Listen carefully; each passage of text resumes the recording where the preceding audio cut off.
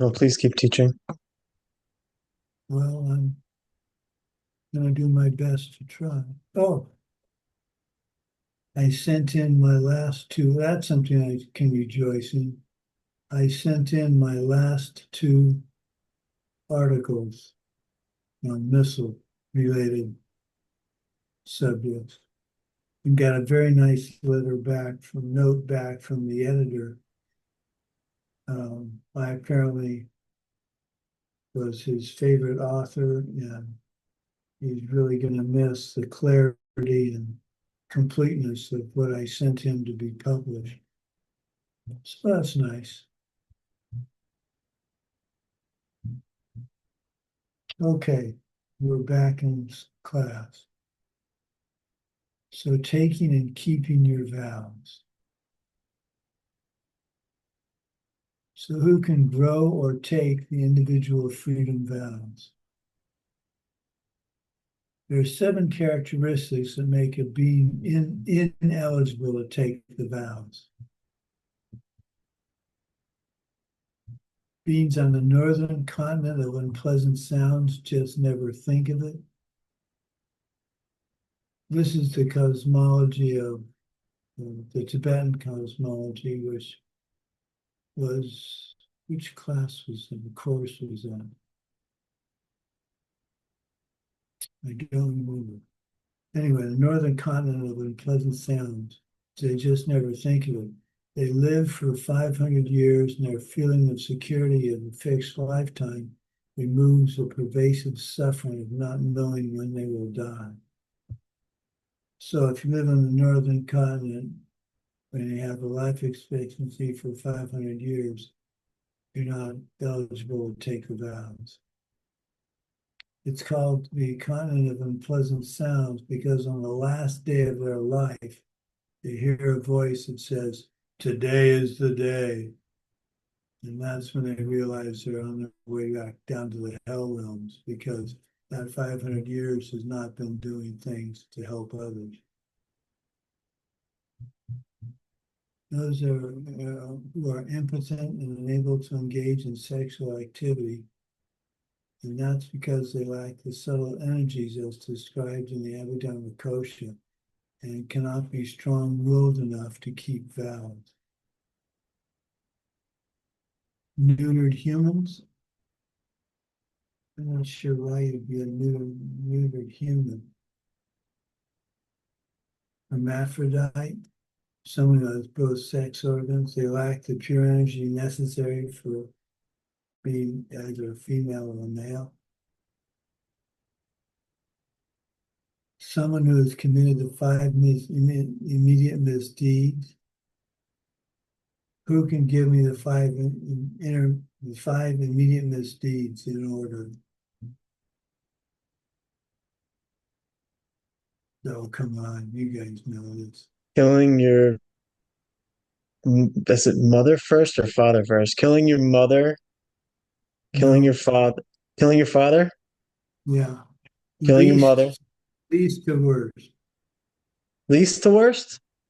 least to worst. Killing your father is least. Okay. Killing your mother, Yeah, killing a realized being, there you go. right? And then drawing blood from a Buddha during the time of the Buddha Yeah, and creating a schism in the Sangha. right. And this is the part that, so killing your mother or father, I'd like to think none of us would think of doing that. Killing an arhat, I'd like to think we're smart enough not to kill an arhat. Trying to draw blood from a Buddha in anger, I can't see doing that.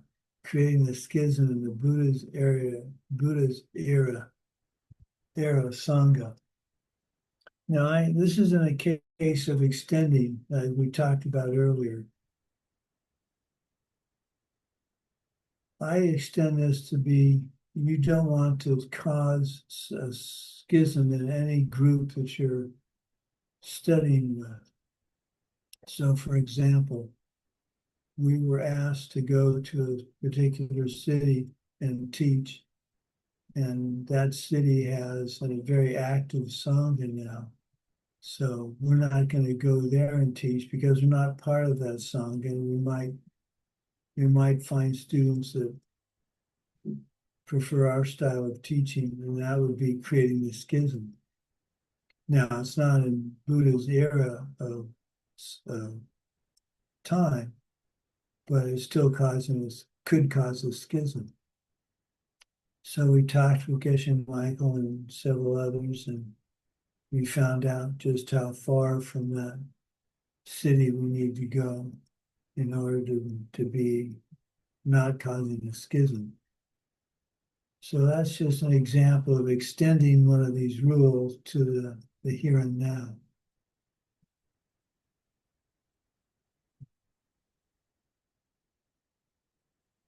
They're called the immediate misdeeds because your next lifetime ripens into the hell realm of the worst kind, which is called Avicii hell.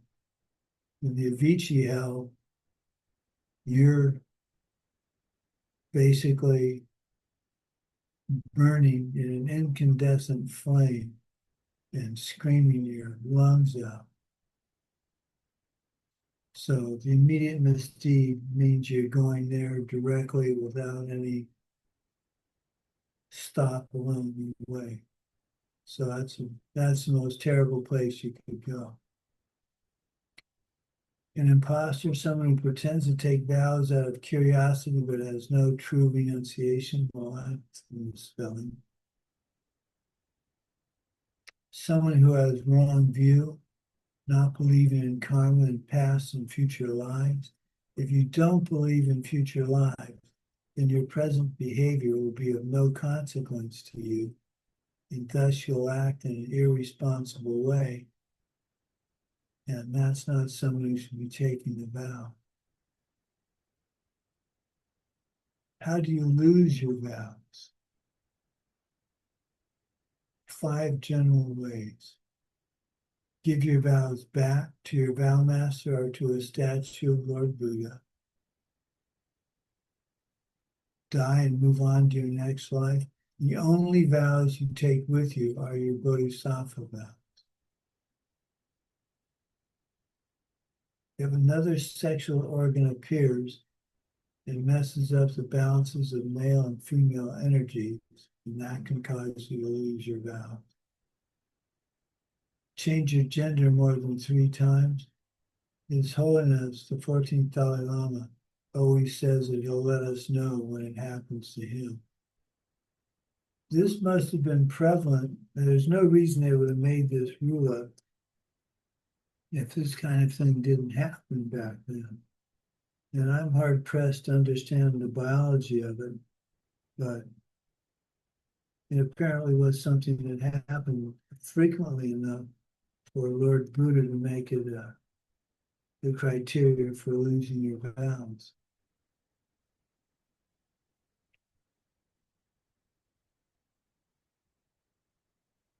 You lose your vows when you destroy your root of virtue. Refers to destroying your entire root store of virtue.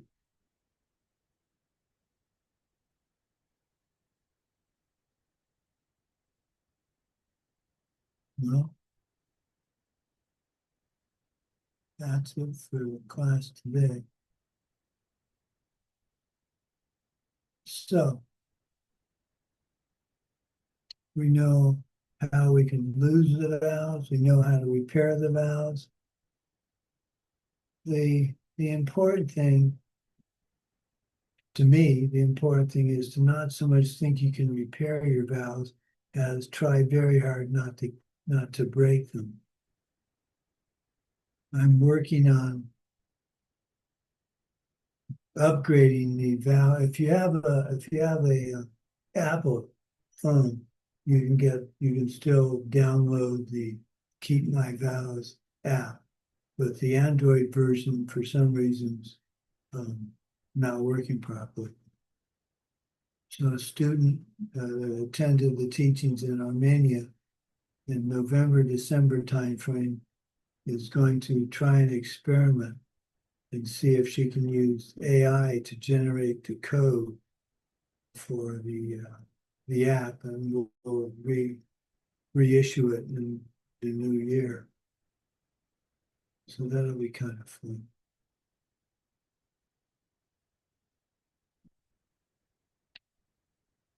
Okay, well, I encourage you all to keep it 6 times. Well, if that failing that, write down, have a, well, let me see if I can find it.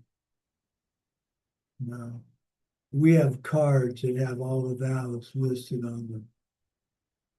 And you just go through and check 6 of those every day.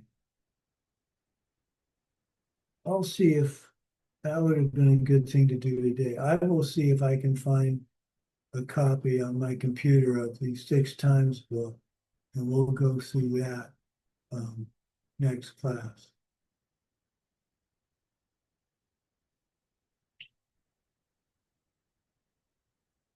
Okay, well, let's dedicate.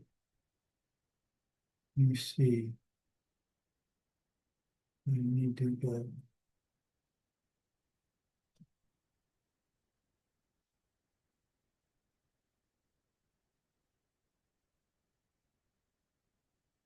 Here.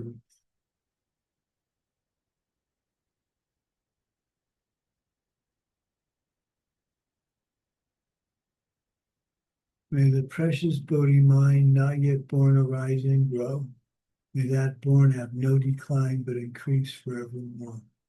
That's a very simple dedication you can use to protect the good karma from doing a good deed, the virtue you get from a good deed. May the source of benefit and goodness, the Dharma, spread and expand. May the beings upholding the Dharma have excellent health. May the source of happiness and well-being for all embodied beings, the Dharma taught by the Buddhas, always increase. Thank you for this opportunity to teach, and we will see you on Monday unless that's a day of travel, but I'll try very hard to make that be a class day. Okay. Take care. Good to see everybody. Thank you so much. Please stay and keep teaching us. Well, I intend to. Okay. Love you all. Bye-bye. Thank you very much. Please stay.